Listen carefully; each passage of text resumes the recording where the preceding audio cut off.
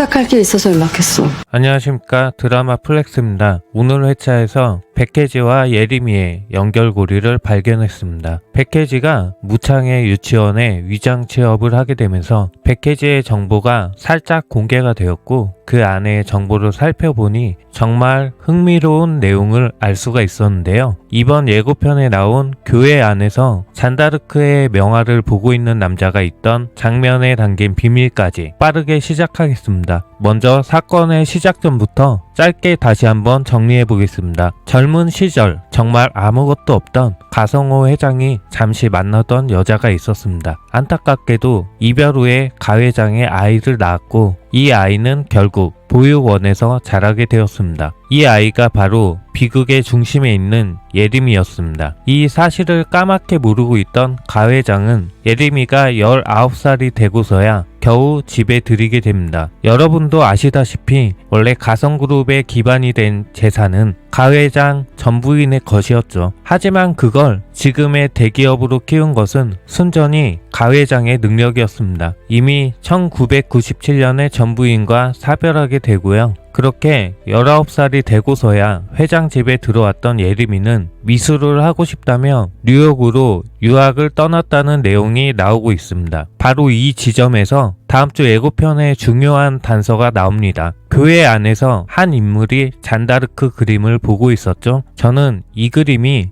예림이가 뉴욕 유학 시절에 그렸던 작품이 아닐까 강하게 추측하고 있습니다. 그리고 그 그림을 손에 쥐고 있는 사람, 바로 그 사람이 뉴욕에서 가선형의 의뢰를 받고 예림이를 처리했던 킬러로 보여집니다. 더 소름 돋는 건 가선형이 또다시 그 킬러에게 부세미의 청부살인을 의뢰하게 되는 것으로 보인다는 점이죠. 결국 모든 것은 가 회장의 큰 그림대로 그 킬러가 한국 땅을 밟게 되면서 예림이를 죽인 자에 대한 복수를 위한 판이 완벽하게 깔리게 되는 것입니다. 이 대목에서 저는 드디어 백혜지와 예림의 결정적인 연결고리를 찾을 수가 있었는데요. 이번에 공개된 백혜지의 유치원 이력서를 자세히 뜯어보면 정말 놀라운 사실이 숨어져 있었습니다. 먼저 백혜지의 나이는 1998년생, 원래 가성그룹의 주인이었던 가 회장의 전부인이 죽은 바로 다음 해에 태어났다는 것입니다. 그렇다면 예림이와는 친구 또래인 것은 거의 확실한 상황입니다. 또한 이력서 상으로 백혜지는 정말 발레를 전공했고 이선 초등학교부터 대학교까지 멀쩡하게 나온 것으로 되어 있습니다. 그리고 가장 중요한 단서, 바로 수상 경력이었는데요. 2020년에 코즐로바 국제 발레 콩쿠르에서 금상을 받은 이력이 있었습니다. 제가 이 코즐로바 발레 콩쿠르를 직접 조사를 해보니 볼쇼이 발레단에서 주역으로 활동했던 전설적인 발레리나 발렌티나 코즐로바의 이름을 따서 진행하는 행사인데, 이게 보통 뉴욕에서 열린다고 하더라고요. 자, 이제 퍼즐이 맞춰지시나요? 예림이가 죽은 시점은 아직 확실하게 나오진 않았지만 만약 2020년이라고 가정을 한다면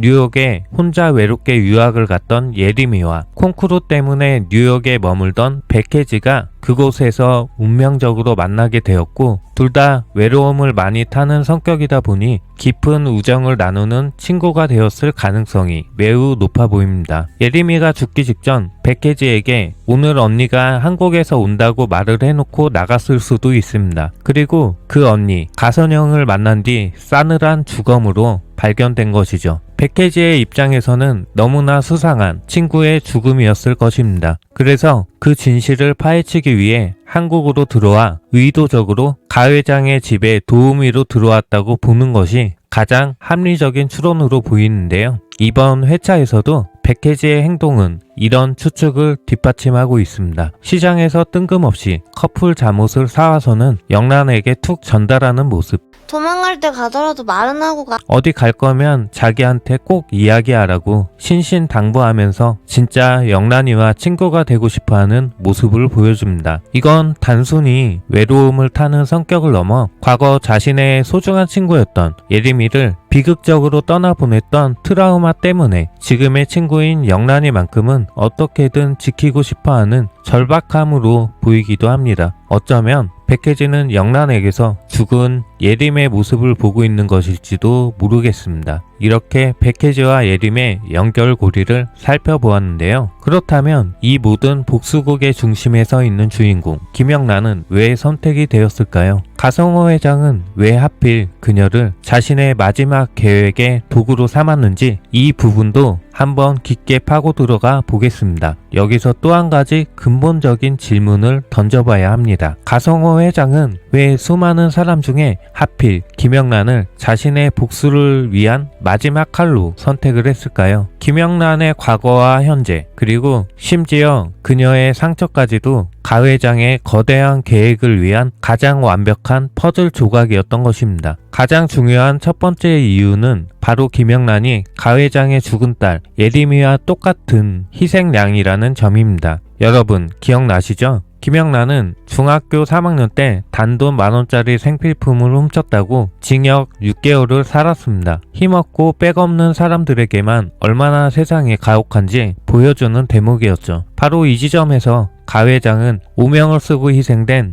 자신의 딸 예림의 모습을 영란에게서 봤을 것입니다. 또한 착한 여자 부셈이라는 이 드라마의 제목도 정말 재미있는 해석을 할 수 있는데요. 김영란은 독일 유학파 출신의 완벽한 스펙을 가진 유치원 교사, 착한 여자 부세미로 위장해서 피해의 복수를 하게 됩니다. 부세미라는 이름이 이 세상에 미륵인 선생님이라는 뜻을 가질 수 있다는 점은 정말 재미있는 포인트입니다. 세상을 구원할 미륵이 역설적으로 복수의 화신이 된다니 정말 기가 막힌 설정이죠. 지금부터 이번 회차와 다음 주 예고편을 통해 앞으로의 전개를 훑어보겠습니다. 먼저 가선우는 교통사고가 나게 되었고 이걸로 완전하게 경영권에서 물러나게 되는 듯 보여집니다. 다음 주 예고편에서 가선우는 정말 불같이 화를 내는 모습을 보여주는데요. 아마 자신의 몰락을 받아들이지 못하는 거겠죠. 이미 주주총회에서 막강한 영향력을 발휘하던 가선우 라인의 핵심 인물 3명이 가선영에게 무릎을 꿇고 있는 모습까지 나오고 있습니다. 처음부터 강력했지만 이제 가선그룹의 권력은 완벽하게 가선영에게 넘어간 것으로 보여집니다. 또한 이 드라마의 또 다른 빌런, 바로 영란의 엄마도 거꾸로 묶여있는 충격적인 모습이 나오면서 긴장감을 더했는데요. 가선영은 영란의 엄마를 죽여버리겠다고 협박까지 했는데 얼굴에 상처를 입고 다시 부세미를 찾아가는 장면이 나오는 걸 보면 영란 엄마를 이용했던 협박이 제대로 먹히지 않았던 듯 보여집니다. 그동안 엄마 역할을 전혀 하지 않았던 건 사실이긴 한데 다음 주에도 역시나 엄청난 고구마 역할을 하게 될 것 같네요. 협박이 먹히지 않자 가선영은 더 악랄한 수를 쓰게 됩니다. 바로 영란의 엄마를 무창으로 보내서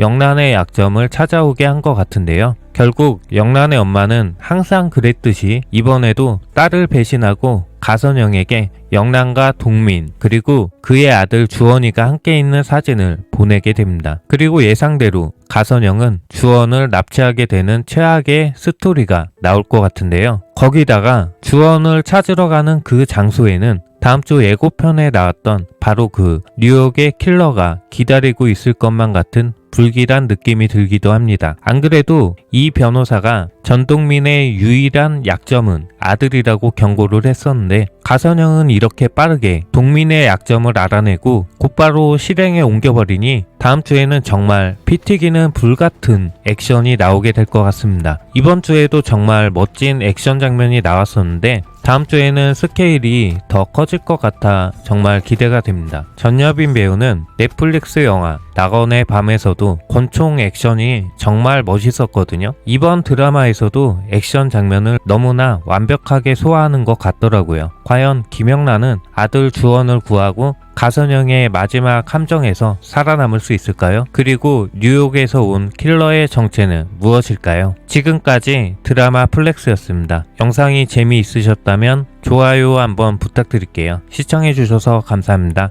어디 가게 되면 얘기만 해주세요.